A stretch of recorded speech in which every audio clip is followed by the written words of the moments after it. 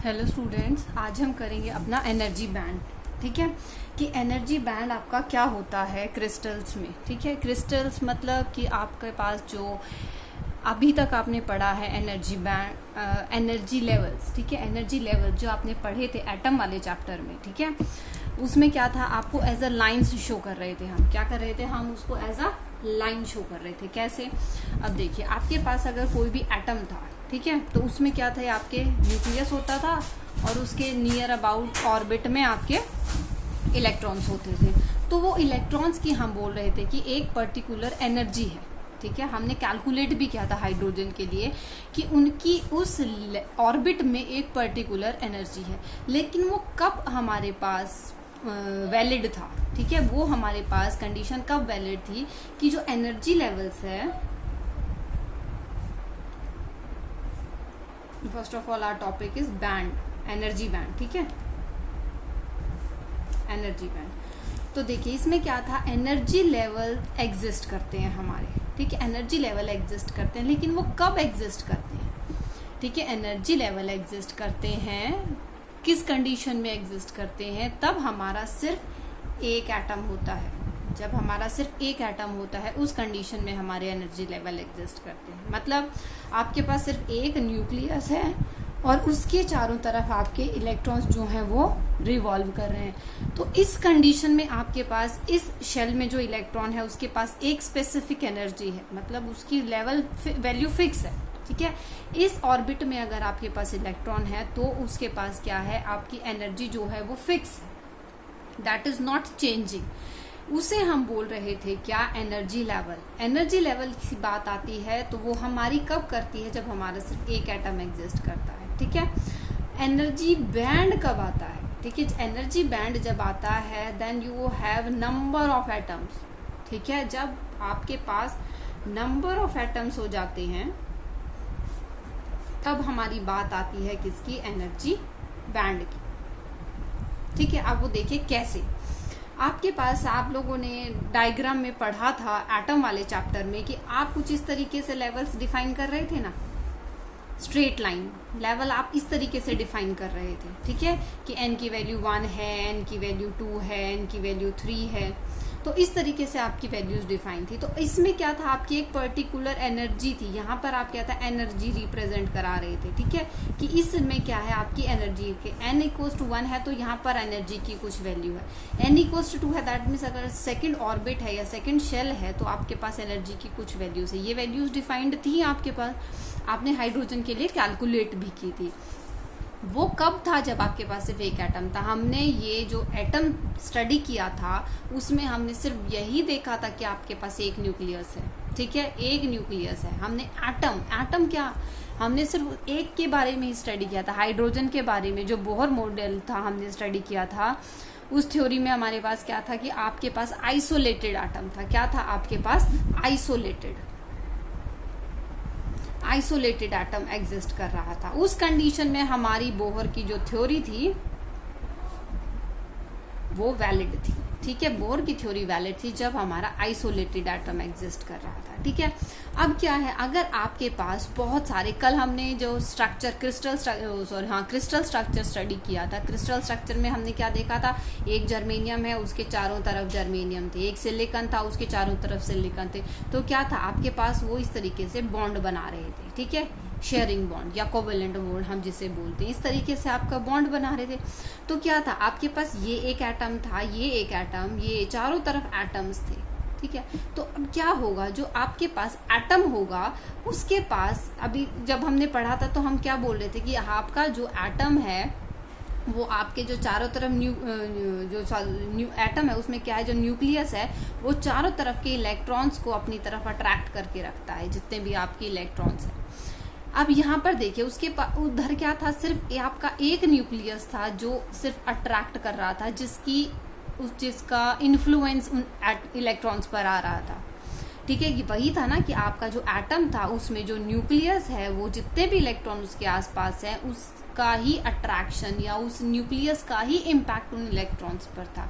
लेकिन अब यहाँ पर देखिए, इस वाले में देखिए आपके पास ये न्यूक्लियस है, एक एटम है, इसका न्यूक्लियस है, तो इसके न्यूक्लियस के इफेक्ट के अलावा जो इसके आसपास के एटम्स हैं उनका इफेक्ट भी इस पर आएगा, है ना। जो आपके आसपास के एटम्स हैं उनका इफेक्ट भी इस पर आएगा। तो अब क्या होगा, जो आपके पास एटम है, एटम में क्या है, आपके इलेक्ट्रॉन्स एग्जिस्ट करते हैं। तो अब इन इलेक्ट्रॉन्स पर क्या चीज आएगी, जो आपके नेबरिंग के क्या, नेबरिंग के इलेक्ट्रॉन्स और नेबरिंग के न्यूक्लियस, इन दोनों का इफेक्ट आएगा इस एक इलेक्ट्रॉन पर, जिसकी हम बात, किसी को भी आप कंसीडर कर सकते हैं, ठीक है। तो जो आपके पास नियर अबाउट में या अब उसकी विसिनिटी में आपके इलेक्ट्रॉन्स एग्जिस्ट कर रहे हैं और जो आपके न्यूक्लियस एग्जिस्ट कर रहे हैं, उनकी वजह से क्या आएगा, उसका इफेक्ट आएगा, ठीक है। तो यहाँ पर क्या था, हमारे पास इस एनर्जी लेवल में आपके पास इलेक्ट्रॉन के पास एक वैल्यू फिक्स थी। यहाँ पर क्या था, हमारे पास वैल्यू जो थी वो फिक्स थी, ठीक है। लेकिन इस कंडीशन में क्या होगा, हमारे पास वैल्यू फिक्स नहीं रहेगी। क्या होगा, हमारे पास वैल्यू फिक्स नहीं रहेगी, ठीक है। अब देखिए वैल्यू फिक्स कैसे नहीं रहेगी। अब आपके पास देखिए, जो आपके पास, आपने केमिस्ट्री में आपका एटॉमिक स्ट्रक्चर स्टडी किया होगा, जिसमें आपने देखा है एस होता है, आपका पी होता है ना। तो अब आपके पास क्या है, यहाँ पर एस में आपके 2 इलेक्ट्रॉन्स आ सकते हैं और आपके पी में 6 इलेक्ट्रॉन्स आ सकते हैं। ये आपने पढ़ा है ना, ठीक है। केमिस्ट्री में ज़्यादा डिटेल में मैं नहीं जाऊंगी, आपको सिर्फ बेसिक आइडिया लेना है, ठीक है, केमिस्ट्री से, और आपके कंसेप्ट क्लियर होंगे अगर आपने वहाँ अच्छे से स्टडी किया है तो अब देखिए यहाँ पर क्या है, आपने यहाँ पर ये एनर्जी लेवल्स बनाए थे, ठीक है। अगर हम किसी भी एक की बात करते हैं, सपोज हम एग्जाम्पल ले लेते हैं, आपकी बुक में गिवन है एग्जाम्पल किसका, सिलिकॉन का एग्जाम्पल गिवन है, ठीक है।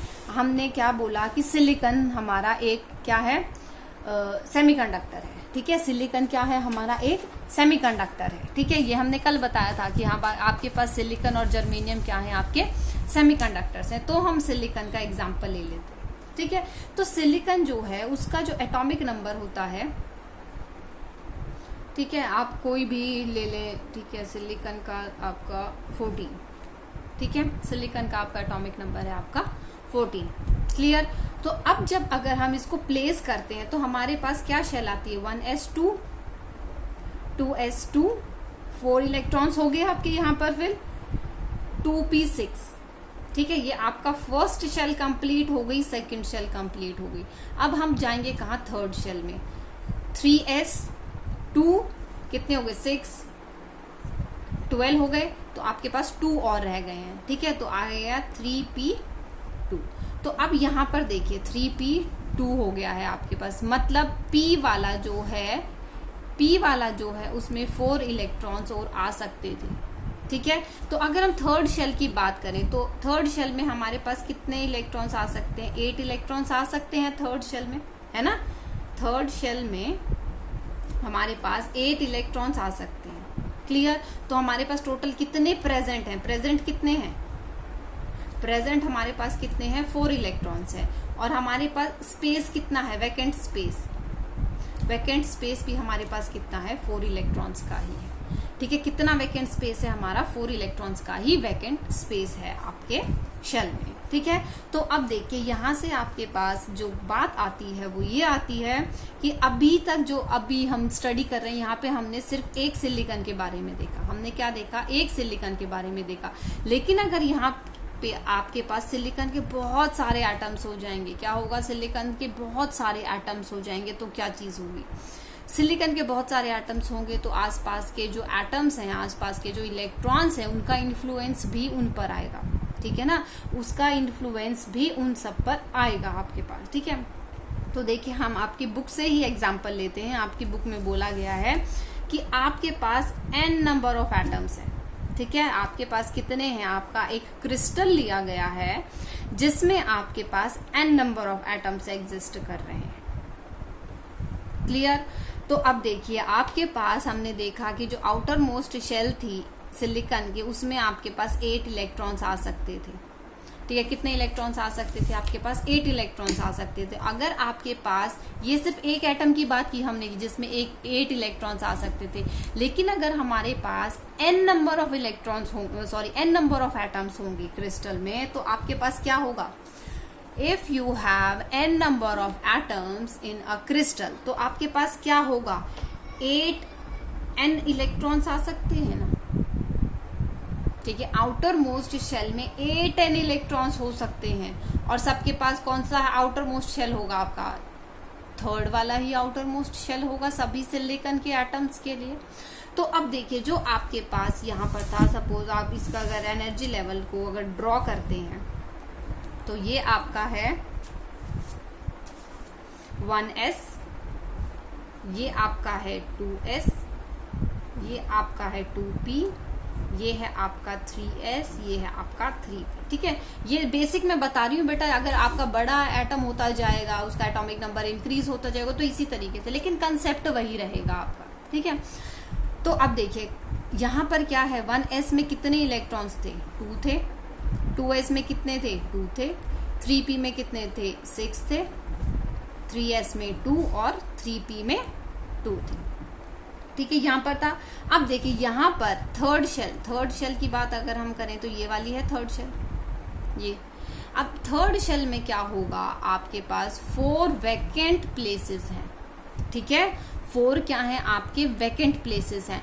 तो इस बेसिस पर हम इस थर्ड शेल को, इसमें पी में है आपके पास वैकेंट स्पेसेस, ठीक है। थर्ड शेल में भी किस में है, आपके पी में वैकेंट स्पेस है, ठीक है। तो क्या चीज होगी हमारे पास, जो शेल है ये हमारा 2 पार्ट्स में स्प्लिट हो जाएगा, ठीक है। यहाँ पर आपके पास क्या होंगे, 4 वैकेंट स्पेस होंगे, और यहाँ पर आपके पास क्या है, 2 इलेक्ट्रॉन्स एग्जिस्ट कर रहे हैं, ठीक है। क्या होगा आपके पास, यहाँ पर 4 वैकेंट स्पेस रहेगा और 2 इलेक्ट्रॉन्स एग्जिस्ट कर रहे हैं, ठीक है। अगर हम सिर्फ 3p की बात करें, किसकी, 3p की बात करें, और अगर हम कंप्लीट थर्ड शेल की बात करते हैं, तो यहाँ पर हमारे पास 4 इलेक्ट्रॉन्स हो जाएंगे प्रेजेंट, और 4 आपके पास क्या है, वैलेंस स्पेस रह जाएगा, ठीक है, वैकेंट स्पेस रह जाएगा, ठीक है। तो क्या होगा, आपके पास जो डायग्राम बनेगा वो कुछ इस तरीके से बनेगा, ठीक है। Let me show you this diagram in your book, ठीक है। देखो आपके पास ये डायग्राम गिवन है, ठीक है। इस डायग्राम में क्या है, देखो आप ध्यान से देखना, और इसी डायग्राम को मैं अभी समझाऊंगी कि क्या बोल रहा है, एनर्जी गैप क्या चीज है, ठीक है। देखो अब ये चीज क्लियर हो गई आपके पास। देखो इसने सिलिकॉन का एग्जांपल लिया है और उसी को एक्सप्लेन किया। देखिए ये आपकी फर्स्ट शेल है यहाँ पर, ठीक है, 1s2, इसमें आपके 2 इलेक्ट्रॉन फिल्ड है, ये आपकी 2s2, ठीक है, यहाँ पे बुक में गलत लिखा है 2s2,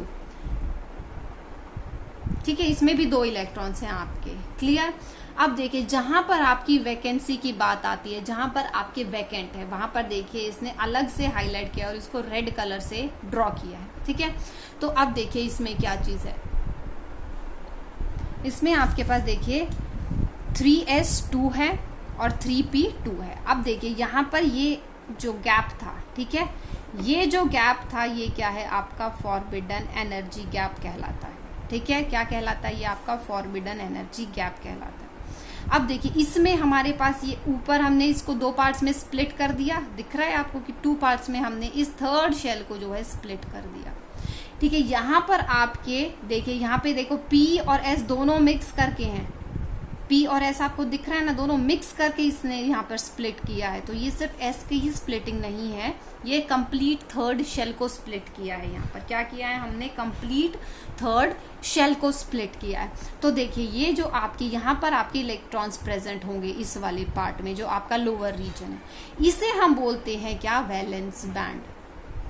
क्या बोलते हैं हम, वैलेंस बैंड। और जो अपर पोर्शन है आपका, इसे हम बोलते हैं क्या, कंडक्शन बैंड।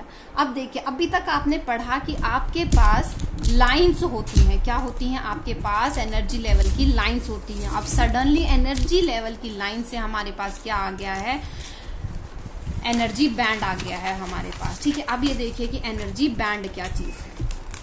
अभी तक हमने देखा था कि आपका जो ये लेवल है वो स्प्लिट हो गया था, ठीक है, स्प्लिट हो गया था, क्लियर। अब देखो ये स्प्लिट होकर कैसे हो जाता है, मतलब क्या चीज है ये एनर्जी बैंड, क्या मतलब है। अब देखिए इस थर्ड शेल में आपके पास बहुत सारे नंबर ऑफ इलेक्ट्रॉन्स होंगे, क्योंकि हम सिर्फ अब एक एटम की बात नहीं कर रहे हैं, हम एक क्रिस्टल की बात कर रहे हैं। तो हमारे पास क्या होगा, और ये हमने देखा कि आपके पास जो नियर अबाउट जो इलेक्ट्रॉन्स हैं और जो आपका न्यूक्लियस है उसका इफेक्ट आएगा किसी भी एक इलेक्ट्रॉन पर। तो अब आपके पास सपोज आपके पास आपकी ही क्लास लगा लो आप, for example you all are electrons, ठीक है। अब अगर हम सिर्फ एक एनर्जी, एक ही स्टूडेंट की बात करें, ठीक है, सेम टीचर है क्लास में, सेम चीज वो आपको पढ़ा रहा है, आप अगर एक दूसरे के रिस्पेक्ट में बैठे हैं तो आपकी एक फिक्स पोजीशन है। तो अब अगर आप अपनी position with respect to one student लगाते हैं तो कुछ अलग पोजीशन होगी, और उसी स्टूडेंट के रिस्पेक्ट में अगर कोई दूसरा स्टूडेंट अपनी पोजीशन लगाता है तो उसकी कोई अलग पोजीशन होगी, ठीक है। सपोज आपके और इस स्टूडेंट के बीच में एक और स्टूडेंट बैठा है, लेकिन जो नेक्स्ट स्टूडेंट है जो उसके रिस्पेक्ट में अपनी पोजीशन देख रहा है, तो सपोज हो सकता है इनके बीच में 2 स्टूडेंट हो, तो क्या है सबके पास टीचर तो वही है, लेकिन क्या है इनके बीच में एनर्जी जो ट्रेवल कर रही है वो डिफरेंट एनर्जी ट्रेवल करेगी, ठीक है। एनर्जी जो रिसीव होगी वो डिफरेंट एनर्जी रिसीव होगी। तो क्या है, ये हैं तो सारे थर्ड शेल में ही, लेकिन इनके पास क्या है, एनर्जी जो है वो डिफरेंट होगी, ठीक है। मतलब कोई कम एनर्जी के साथ, कल हमने स्टडी किया था ना कि हम इलेक्ट्रॉन को एनर्जी देते हैं वो और अपना स्पेस छोड़ के दूसरी स्पेस पर जंप कर जाते हैं, ठीक है। तो क्या था, वो एनर्जी किसी को कम एनर्जी चाहिए थी, किसी को ज्यादा एनर्जी चाहिए थी। हमने जब कंडक्शन बैंड और वैलेंस बैंड की बात की थी, आज हम उसी को डिटेल में स्टडी कर रहे हैं कि वो कंडक्शन बैंड, वैलेंस बैंड और बैंड का मतलब क्या है, ठीक है। तो अब देखिए थर्ड शेल में ही आपके सिलिकॉन के बहुत सारे इलेक्ट्रॉन्स एग्जिस्ट कर रहे हैं, क्योंकि हम एक एटम की बात नहीं कर रहे हैं, there are number of atoms in a crystal, ठीक है। तो अब आपके पास क्या है, बहुत सारे इलेक्ट्रॉन्स हैं, तो बहुत सारे इलेक्ट्रॉन्स रहेंगे तो आपके थर्ड शेल में ही ना, है ना, रहेंगे तो आपके थर्ड शेल में ही। ऐसा तो है नहीं कि अगर ये सिलिकॉन है तो इसके एटम फोर्थ शेल में जंप कर जाएं, वो जंप कर सकते हैं, लेकिन एट प्रेजेंट अगर उनके पास कोई एनर्जी नहीं है तो वो क्या है, लेकिन उनका इम्पैक्ट क्या है, उन पर इंटरेक्शन जो आ रहा है वो औरों का भी आ रहा है, तो उसकी वजह से क्या होगा, सबके पास अलग अलग एनर्जी आ जाएगी। क्या होगा, सबके पास अलग अलग एनर्जी आ जाएगी, ठीक है। तो ये जो एनर्जी होती है, जो लेवल्स हैं, ठीक है, एनर्जी ये लेवल्स हैं, तो क्या है, किसी इलेक्ट्रॉन के लिए यहाँ पर एनर्जी लेवल है, किसी इलेक्ट्रॉन का यहाँ एनर्जी लेवल है, तो ये आपके पास क्या है, ये कंटिन्यूअस लेवल्स हैं आपके पास, क्या है, दीज आर कंटिन्यूअस लेवल्स। तो ये जो कंटिन्यूअस लेवल्स बनेंगे ये एक बैंड की फॉर्म में हमें दिखते हैं, ठीक है। कब दिखते हैं हमें ये बैंड की फॉर्म में, जब हम मोर देन 1 इलेक्ट्रॉन की बात करते हैं, मतलब मोर एटम की नहीं छोड़ो, हम जब क्रिस्टल की बात करते हैं, ठीक है। मोर देन 1 में भी आपके पास क्या होगा, कुछ ही लेवल्स रहेंगे, लेकिन बैंड कब बनेगा, जब आप क्रिस्टल की बात करते हैं, you have number of atoms are there, तो क्या हो जाएगा, आपके पास ये लेवल्स बन जाएंगे अलग अलग इलेक्ट्रॉन के लिए। मतलब है तो आपके थर्ड शेल में ही इलेक्ट्रॉन, लेकिन सबके पास क्या है, अलग अलग लेवल है, मतलब हर किसी को अलग अलग एनर्जी चाहिए। तभी बात आती है, जब हम क्रिस्टल की बात करते हैं तो हम बैंड की बात करते हैं, और अगर हम किसी आइसोलेटेड एटम की बात करते हैं तो हम लेवल की बात करते हैं कि एक एनर्जी लेवल है, क्योंकि उसमें हमारा फिक्स हो जाता है, एनर्जी क्या हो जाएगी, आपकी फिक्स हो जाएगी। लेकिन बैंड में क्या होता है, एनर्जी फिक्स नहीं होती, वेरी करती है। बैंड में क्या होता है, आपकी एनर्जी जो होती है वो वेरी करती है, ठीक है। तो जब हमारी बात आती है बैंड की, that means number of atoms are there, ठीक है। तो ये it will look like a band, overlap नहीं करते हैं, इट इज अ कंटिन्यूअस, ठीक है, कंटिन्यूअस लेवल्स हैं आपके पास, एनर्जी लेवल्स हैं, तो हमारे पास क्या हो जाता है, ये बैंड हो जाता है। क्लियर। तो अब देखिए यहाँ पर आपके पास क्या है, ये आपका कंडक्शन बैंड हो जाएगा और ये आपका क्या है, वैलेंस बैंड हो जाएगा। क्लियर। आई होप आपको समझ आ गया होगा कि ये डायग्राम में क्या शो करना चाह रहा है, ठीक है। अब देखिए इसी में हमने इंटर एटॉमिक स्पेसिंग मतलब कि आप आसपास के रीजन में जो एटम्स हैं उनका क्या इम्पैक्ट है एक दूसरे पर। अब देखिए उनकी स्पेसिंग एक दूसरे के रिस्पेक्ट में कुछ ना कुछ अलग होगी, ठीक है। अगर आप 4 स्टूडेंट्स बैठे हैं तो आप लोगों की चारों की position with respect to one another different है, ठीक है। सपोज आपकी क्लास में हैं 4 बच्चे, चारों बेंच पर बैठे हैं, ठीक है, चारों बेंच पर बैठे हैं, तो चारों बेंच पर बैठे हैं, suppose these are the 4 students, ठीक है। तो इसकी पोजीशन इसके रिस्पेक्ट में, इसकी पोजीशन इसके रिस्पेक्ट में डिफरेंट रहेगी ना। और उसी हिसाब से इसकी पोजीशन इसके रिस्पेक्ट में डिफरेंट है और इसकी पोजीशन इसके रिस्पेक्ट में डिफरेंट है। तो क्या है, जिस हिसाब से पोजीशन होगी आपकी उस हिसाब से आपके पास एनर्जी की वैल्यू आएगी। क्लियर। तो अब देखिए इंटर एटॉमिक स्पेसिंग क्या है, इन्हीं तो एटम्स के बीच की स्पेसिंग है। ठीक है, तो क्या है, you all are atom, fine, you all are atom. तो आपकी स्पेसिंग, आपका किससे कितना डिस्टेंस है, तो हम उस चीज को स्टडी करते हैं। आप क्लियर।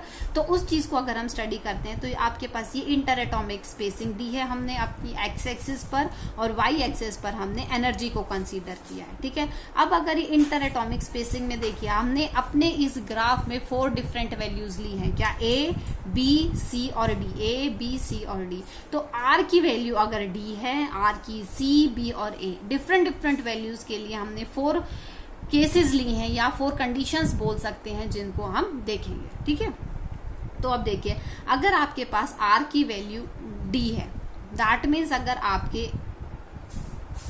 एटॉमिक स्पेसिंग यहां पर है, ठीक है, अगर यहां पर लाई कर रही है तो मतलब इतना ज्यादा डिस्टेंस है किन्हीं 2 एटम्स के बीच में, तो क्या होगा, क्लियर।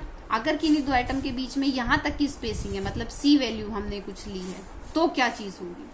ठीक है, तो अगर आपके पास डी क्या है, आपके पास बहुत ज्यादा डिस्टेंस, हमने इसको कंसीडर किया है। ठीक है, अगर ये डिस्टेंस बहुत ज्यादा है तो हमारे पास क्या होगा, नेबरिंग एटम की इंटरैक्शन कम होगी। नेबरिंग एटम की क्या होगी, इंटरैक्शन कम होगी। तो इसका मतलब क्या है, जैसे आपने देखा कि अगर आप अंदर जाते जाएंगे, किसी भी एटम के अंदर की तरफ मूव करते जाएंगे, मतलब न्यूक्लियस के पास जाते जाएंगे, तो क्या होगा, उतना ही आपका इम्पैक्ट जो होगा बाहर से वो कम रहेगा। ठीक है, क्योंकि जो बाहर के इलेक्ट्रॉन्स होंगे सबसे पहले एनर्जी उनको आएगी, जैसे जैसे अंदर पहुंचेंगे तो एनर्जी क्या होगी, वो डिक्रीज होती जाएगी।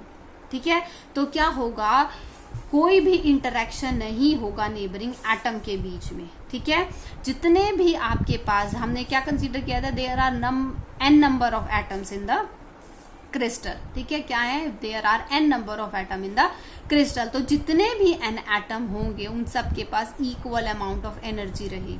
ठीक है, they have identical energy levels, fine. जैसे जैसे आप उस एनर्जी को वेरी करते रहेंगे, उसका डिस्टेंस वेरी करता रहेगा, तो हमारी एनर्जी जो है वो वेरी करती रहेगी। क्लियर। तो देखिए यहाँ पर आपको इससे समझने की कोशिश कीजिए। जब देखिए आर की वैल्यू सी है, ठीक है, आर की वैल्यू सी है, तो क्या होगा, सेपरेशन जो है वो डिक्रीज होना स्टार्ट हो गया। ठीक है, यहाँ पर क्या है, देखिए इक्वल सेपरेशन था आपके पास, इक्वल सेपरेशन था। अब जैसे जैसे आप इस पॉइंट से आगे आएंगे, ठीक है, इस पॉइंट से आगे आएंगे तो आपके पास सेपरेशन देखिए, जो हमने सी पॉइंट लिया है, सेपरेशन देखिए क्या है, आपका डिक्रीज करता जाएगा। ठीक है, तो इंटर एटॉमिक सेपरेशन क्या है, डिक्रीज करता जाएगा।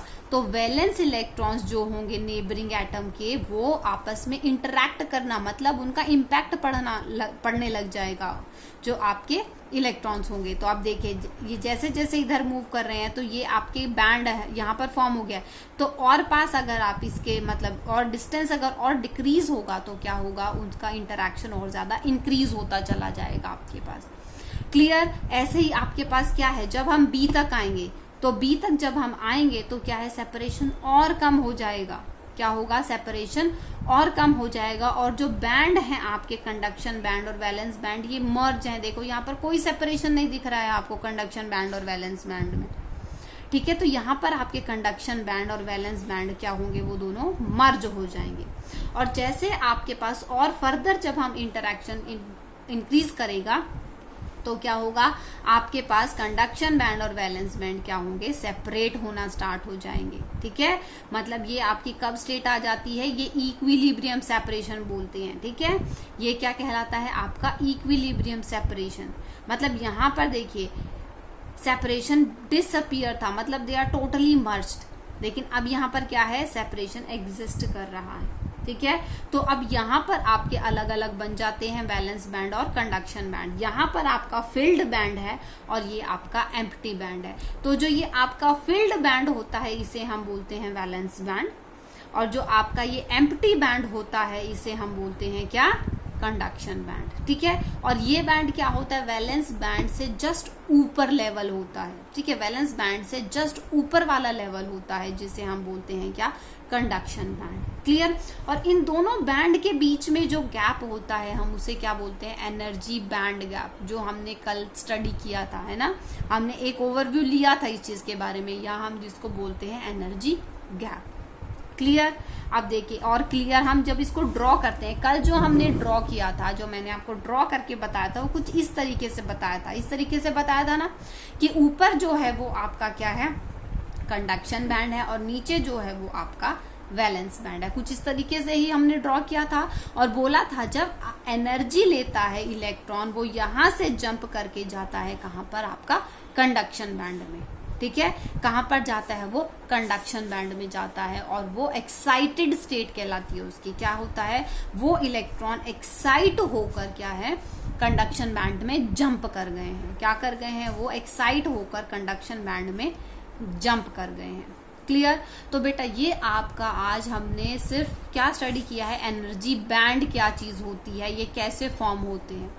ठीक है, कल हम इस एनर्जी बैंड के बेसिस पर डिस्टिंग्विश करेंगे क्या, मेटल, कंडक्टर, सेमीकंडक्टर और इंसुलेटर, जिसका ओवरव्यू मैं आपको दे चुकी हूँ। लेकिन आज हमने क्या स्टडी किया है, सिर्फ एनर्जी बैंड कैसे बनते हैं, एनर्जी बैंड क्या चीज है। आज आई होप कि आप लोगों को क्लियर हो गया होगा।